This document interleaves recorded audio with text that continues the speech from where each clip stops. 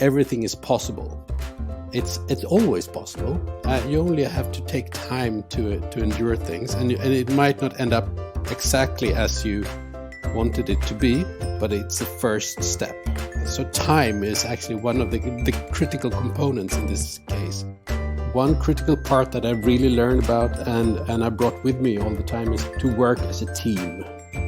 You need to trust yourself and every day discuss and be very open. The trust part to really, as a team, where Yoon and I discuss every day. Welcome to the Business Developer Podcast with Sujay, a source of inspiration for business developers.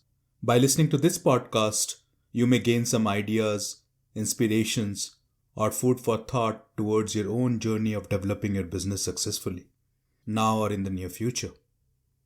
Thanks to each one of you who liked the previous episode with Caroline Beronius, CEO and founder of Adresia, and its Chief Technology Officer, Maria Schedel.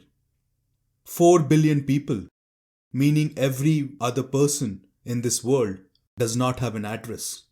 I did not know that before. Did you? Caroline and Maria have been working hard to resolve that problem through Adresia. We all wish them good luck to help resolve that problem. In this episode, we shall learn from the immensely rich journey of a lifelong business developer, Arwind Malhotra. Arwind has been a business developer since he was a teenager. He has participated in serial and systematic entrepreneurship with more than 25 businesses, with exits big and small. So without further ado, please join me in welcoming our guest, Arwind. Welcome to the Business Developer Podcast. Thanks for taking out time to join this episode, Arwind. Oh, thanks, Sujay. This is a real honor to be part of your podcast, and I'm really looking forward to our discussion. Yeah, me too. I'm really looking forward to your discussions. You bring in a breadth of experience and depth of experience too, which I will let you share in your introduction. Arwind, to get started, to give you a brief here, Arwind, about this podcast. This podcast is to serve as a source of inspiration, source of learning for business developers. And what we intend to go into the podcast is to actually go into the nitty-gritties of experiences of business developers like you, so that people can actually draw their learnings through your experiences and you can share your story. So really appreciate if you can help us to take us through that part. I've done my share of mistakes, so I think I can add to some practical parts of this. Yes. Yes. So to get started, Arwind, if you can start sharing the story of your life, your journey till now. Sure, of course, I'll do that. My father is from India, and my mother is from the south of Sweden in Skåne, a small city called Skurup. And growing up with this mixture have given me a lot of perspectives on life, of course, because going to India very young, been there a lot, and also traveling in Sweden. I'm brought up in Sweden, and I went to Swedish school also. So I have both the Indian background with a completely different mentality and structure and approach to life. And then we also have the Swedish way. And I think this has given me a background that fits pretty well into entrepreneurship.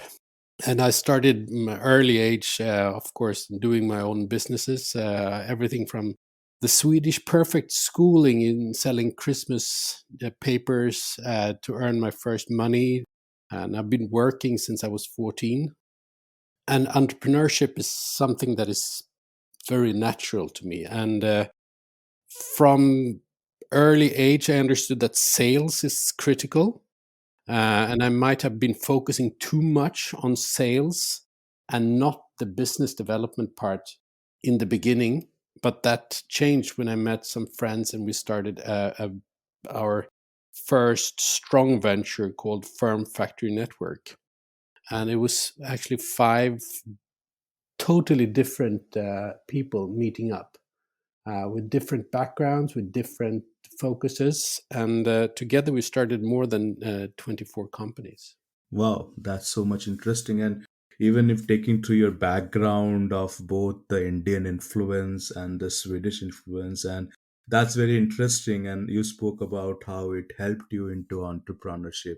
Can you take us a little bit some examples of it? What exactly did you find in this mixture of Indian culture and Swedish culture to propel you and give you some positives or maybe some advantages as compared to others towards entrepreneurship? Oh yes, of course. There are several parts of them. In India, everything is possible. It's always possible. You only have to take time to endure things, and it might not end up exactly as you wanted it to be, but it's the first step. So time is actually one of the critical components in this case. With my experience with India, it has given me the approach of let time do their part. If you're in too much hurry, you won't get a good result. And that's something that we really learned. One of the first companies we started, we had a really interesting timetable. We should be profitable within 2 years, and we should make the exit within 3 years. That company was sold 9 years later, and so time is critical, and I think we changed, and also an openness to allow yourself to change. When going through a startup, you really need to trust your instincts, but you also need to give yourself time and space to deviate from this idea, because you need to get traction first. Because Rome wasn't built in one day, and the same with the company. You have to let the companies grow over time. If you don't want to sell out too early, because that's a common error entrepreneurs do. Oh, we will need to get some more venture capital into the company, and they start taking in external money too early and too cheap, and that's not a that's very it's an expensive learning, I would say, because it's better to make your own money, deviate a bit from your plan, so that you can keep more of the company yourself. Letting people coming in too early, that will make everything much more difficult. Yep. I think that's a too good, important, very nice point that you mentioned. Let time play the role, and that's difficult. Actually, it's easy to say, Oh but yeah. yes, it's very difficult to not do things. And It's terrible. It's really terrible, because you're also in your body. You have your it's like spring loaded. You need to get actions, actions, actions. yeah, yeah, But trust yourself there and take one step at a time. Really, you can't run before you can walk. And first, you need to learn how to crawl actually before you can walk. So give yourself the time. yeah. To support that, I actually feel something very much like go slow to go fast. You know, at times you need to decide when to go slow, and that's where judgment and wisdom comes in. But turning over to the other side, what are the Swedish things that helped you into entrepreneurship? I would say that one critical part that I've really learned about, and I brought with me all the time, is to work as a team. In Sweden, tradition is that everyone's voice is heard. It takes a lot more time, but you get everyone on board, and everyone can express their opinions. And that part is really helpful in getting a team together, and getting the power of more than one. And that's also why we have so many strong Swedish companies. That's a very good analogy and very simple. Team and time and team. And this goes hand in hand, Arvind, because if you have to work with the team, as you also spoke, you have to give time. And when you bring in time, and then you can work with the team. So I think that's a very nice snippet summary of time and team as a key ingredients towards entrepreneurship, right? It definitely is. And that's also a challenge, because time costs money, and you always have a strict time limit. So you always have to allow yourself to grow extra time to gain some part of success, so that you allow the team to work together longer and longer, because that's how you can build a strong company. There is no other shortcuts. Yeah. Yeah. So I think the company that solve this equation in mathematics are the constraint, like a time and team you need to maximize or optimize, but then your funding or the money is your constraint. Exactly. Every time I go into my finance director, I always have to have, how can I sustain one more day so I can endure it, allow the team to grow? Yeah, true.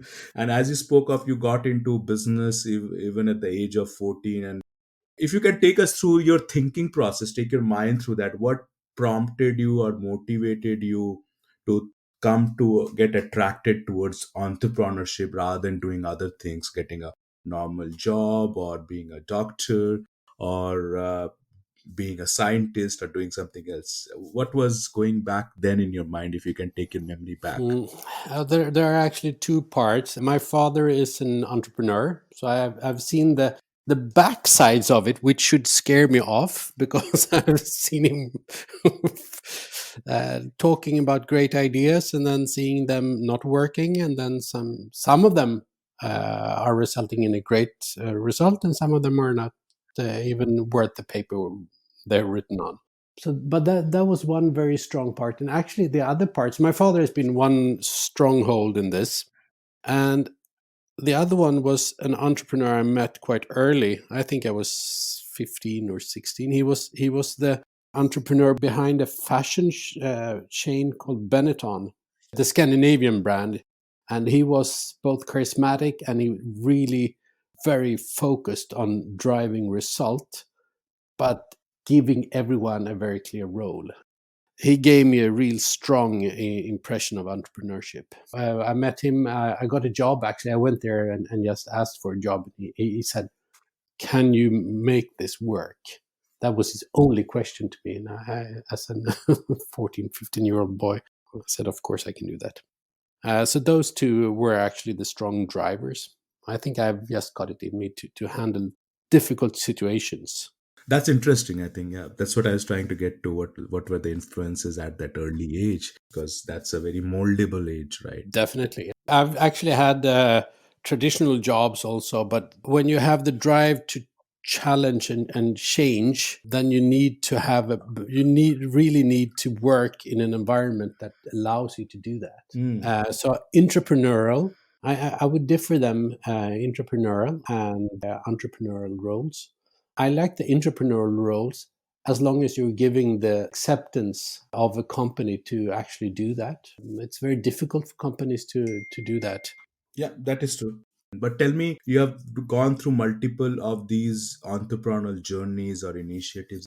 One thing I wanted to just check with you, what then drives you? Is it about making money, or do you think your businesses or your initiatives has purpose which is beyond just the financial aspect of it? Obviously, we live in a capitalistic society and money is there, but is it only about money as a purpose for your businesses? I wish it was about money because then everything would be quite easy and you would make rational decisions.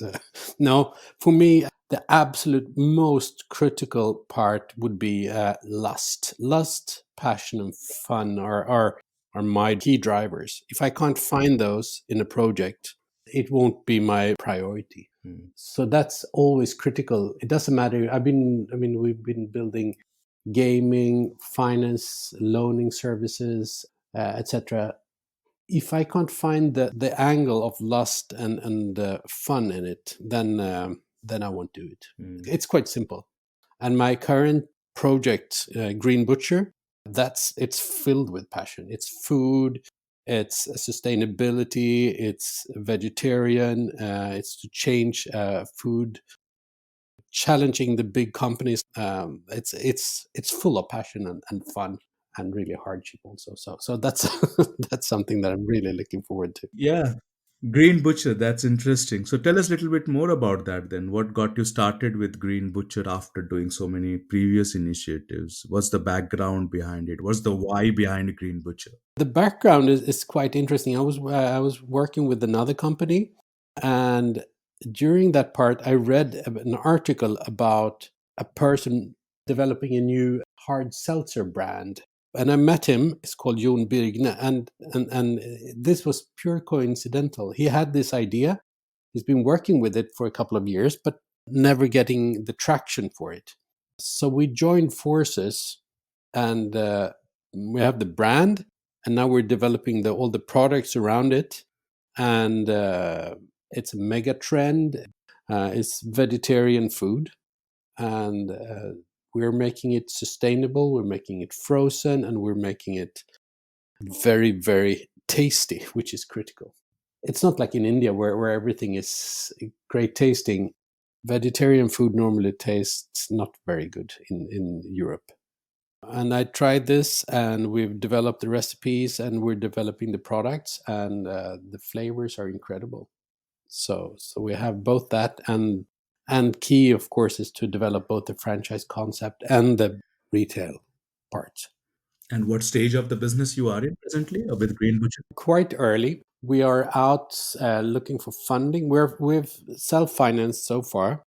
We're looking for funding. We've grown the brand is there. We have all the patents and registrations in the EU, and we're meeting with different. We were supposed to produce this in the UK for the European market, but due to Brexit and everything, we hold that back, and now we're starting to produce in Sweden. We've changed it from an international launch to just we'll start in Sweden. We'll have a Swedish producer, and we'll have everything locally produced also. So that's it's very close from the production line to the farmer, and we like that concept actually to have it.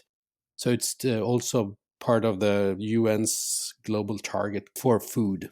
That's why it feels so great also to work with this type of idea that is both tasty, it's a good business idea, and it's sustainable as well. So it fills up many parts of my own ambition about life. Yeah. What kind of a feedback you get with this kind of idea in the market presently? Oh, going back to the first parts that we talked about, what are the challenges? This is classic startup. Oh, but this is already done. Everyone is no one likes vegetarian food. How can you challenge ICA? And we're not going to challenge ICA. We're going to work with ICA. But how can you do something that all these big, huge companies are already doing? So that's when you have to go back to yourself. You have to face yourself, and you have to look into yourself and trust and dare to trust yourself. Can I do this better? Is our idea smarter? In what way do we contribute to the market, and why should we earn the consumer's trust? And we've been checking box and box and box, and it looks every day we get some when we meet some VC companies, they say, "Oh, this is not high tech enough," or they say, "This is not this is too advanced. This is too much too narrow a target group," or etc. etc. So every day we try to we have to really focus on our own idea and not to get torn by between the investors' ideas.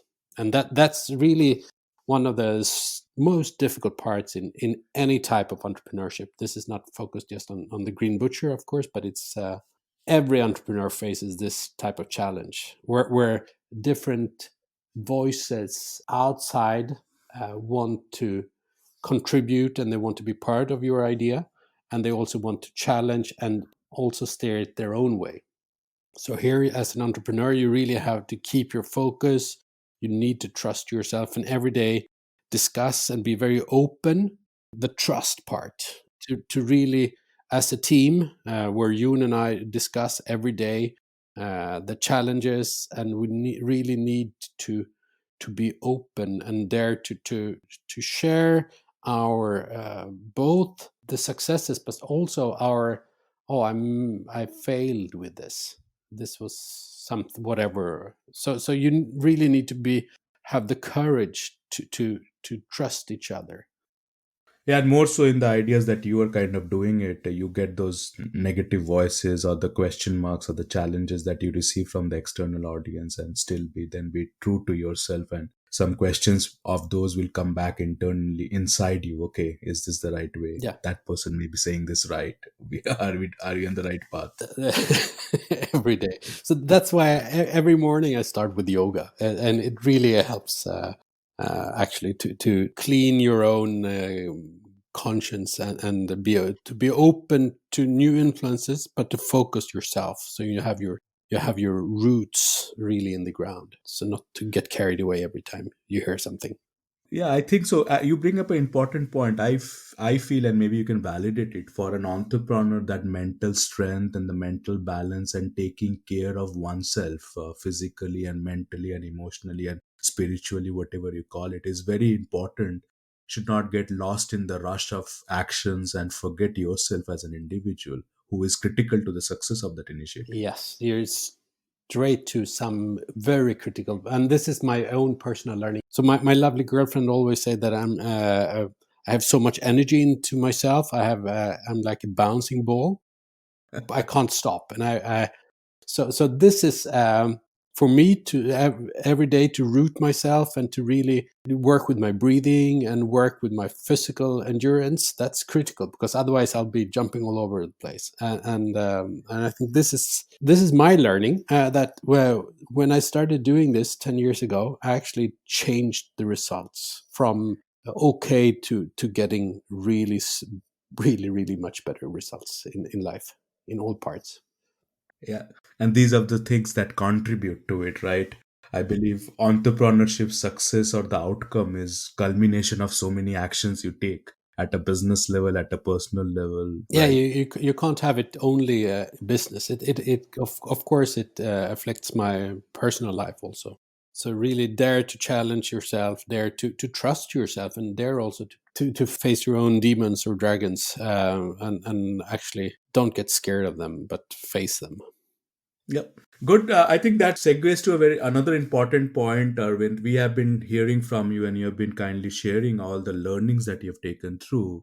But one thought I have and wanted to check with you, as we learn as individuals, many times as we are growing up every year, we are carrying the past learnings and continuing on those. There should be some situation, or there may be some situations where one needs to unlearn something from the past, which might be impacting you to learning new things in the present or blocking you, or as we call baggage of the past. Have you had such experiences of unlearning moments, some things that got into your behavior or character from the past, which was nice and good at that point of time, but you felt, no, this needs to be changed. I need to drop doing this because this is impacting in these and these manners. So, can you share, or if you had such unlearning experience moments in your life here right now? Yeah. Yeah, I'm laughing because there are so many things that I've been working on unlearning, so I have to sort it out first. As a father of three kids, you get you have this voice where you know that pick up your things, don't leave your shoes everywhere. How many people are there in this family? There are shoes everywhere. It's completely chaos. So nagging and being a voice that is not very pleasant.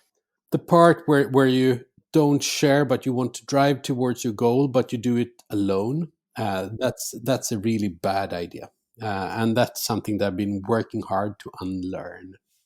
Same thing with being when you're stressed. Don't share your stress with other people. That's not. No one is interested. Everyone understands that everyone is stressed, but you don't need to share it. Instead, look at yourself and see the reasons why are you stressed, and to dare to challenge yourself in actually handling your own stress, so that you can give people a calmer relationship with you. Mhm. So I would say that those two are important unlearnings. I was talking about one earlier also. Yeah, you're mentioning that you were rushed for it, right? You wanted to be quick Yeah, and exactly. Yeah, but that's the same thing. I mean, I have so much energy, and I want to finish fast, and I want to get results fast, and you really need to get time working with you.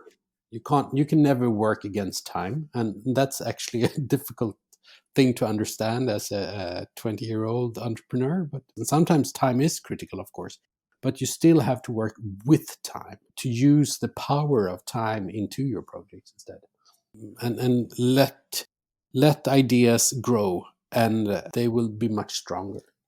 Normally, when you do a project or a new business, you make a huge plan. Make it in small steps so you can actually gain wins every day. Oh, I made 2 calls. Yes, I won this day. So you actually cut down the huge business idea or your great idea, your great venture that you're working with into tiny, tiny, tiny steps.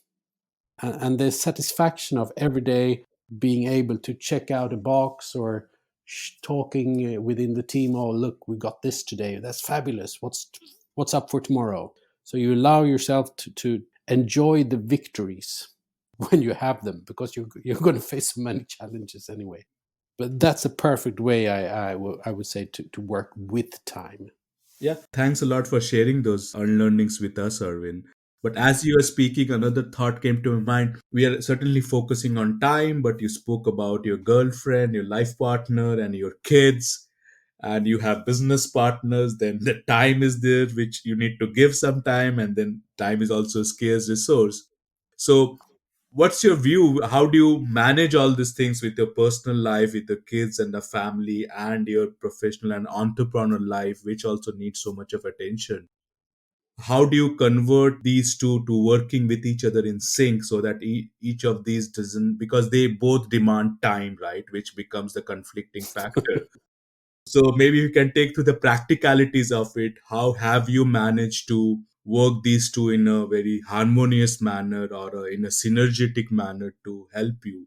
I think that's a key struggle, a challenge most business developers would be going through, who have both the family and the professional aspect, and time is the critical scarce resource sitting in between. Like anything else, you have to focus first and foremost. It's like when you're on an airplane, put on your mask first on yourself and then on your kids.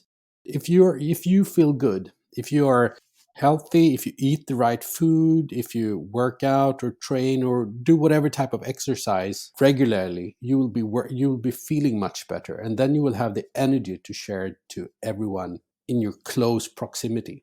It's not simple, but every day do your practice, do your whatever you like to do, and do it thoroughly and set up your own goals towards it. If you feel good, then you have the energy to help other people. I've been doing that for the last 10 years, and that has really helped me in overcoming stress, challenges, and whatever time. I mean, of course, there are conflicts when you have three kids. They all want their time. They need their time, and you have your home and you have your partners and everything. But if you feel good, then you have the energy to share. So focus on yourself. It might sound a bit selfish, but it's rather the opposite, I would say. When you look at people, you meet people when you feel that they're too exhausted, you know that they won't be able to deliver the things that they should be able to deliver. And then when looking at it, you normally see that they share too much of themselves and there's nothing left.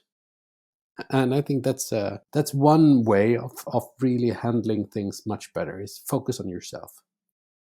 Yeah, true. Yeah, strangely and philosophically, I'll say, means people say selfish in a negative word, it is being perceived as a negative thing. But I feel that self betterment, if even if you don't use the word selfish, you need to take care of yourself first, and only then you are prepared and ready and have the ability to take care of others, right? Be personal or business. Yeah, it's so important. I believe that if everyone would let themselves be this kind of self-conscious, I think the world would be much better, because you would have much more energy to help other people. And truly, and then as a business developer, I believe that would certainly lead to much more successful and fruitful outcomes in the business too, right? Yeah, of course. If you feel confident, or if you feel strong at least, or healthy, you would be able to commit harder to ideas, and you will get much better results, because that's part of the timeline to actually endure the hardships. But you can only do that if you have the health and the energy and the focus. True. Thanks a lot, Arvind, for sharing all those thoughts. So, coming towards the end of this episode, but you have really shared many of those nitty gritties and details of those challenges and the learnings and also the unlearnings you have gone through. So, many thanks for doing that. So, as we come to the close of this podcast, would you have anything further to share? Anything about your business or anything else you want to share with the audience or the listeners here? Yeah, of course. We have the really tough COVID times, of course, and I hope everyone stays healthy. But as soon as we're out of these, I would love to invite all of your listeners to the grand opening of our Green Butcher launch. That will be happening during this somewhere before the summer. Yep. Great then, Arvind. Thanks a lot for coming here. You are available on LinkedIn, right? Maybe I can post your LinkedIn profile link in the podcast episode Yeah, notes. please do share my contacts. Great. Thanks a lot, Arvind, for today. You have a nice day ahead and wish you all the best with Green Butcher. We would love to see that coming in the stores here in Sweden soon. Yes, so would I. And really, thanks for letting me part of your podcast and meeting all these wonderful people. Great. Take care, Arvind. Have a nice day ahead. Bye You too. bye. Bye. For the success of a business, time, team, and trust are the key ingredients. That's what I learned from today's episode. What have you learned? It is important to draw our own learnings from the life situations we face, even from listening to a podcast episode. One hack to increase or deepen our learnings that I have heard from an avid listener is to share and discuss a podcast episode with your friends or family members or colleagues and be open to diverse perspectives or points of views. Do give it a try and experience how it worked for you. Hope you could gain some ideas, inspirations, or food for thought towards your journey of developing your business, now or in the near future. Do give me a high five if you like this episode. I would also love to hear your feedback and suggestions for improvement. My contact information is provided in the episode notes. That's it for now. See you again in the next episode of the Business Developer Podcast. Stay happy, healthy, curious to learn. And remember, time, team, and trust. You need them all to make your business successful. Bye for now.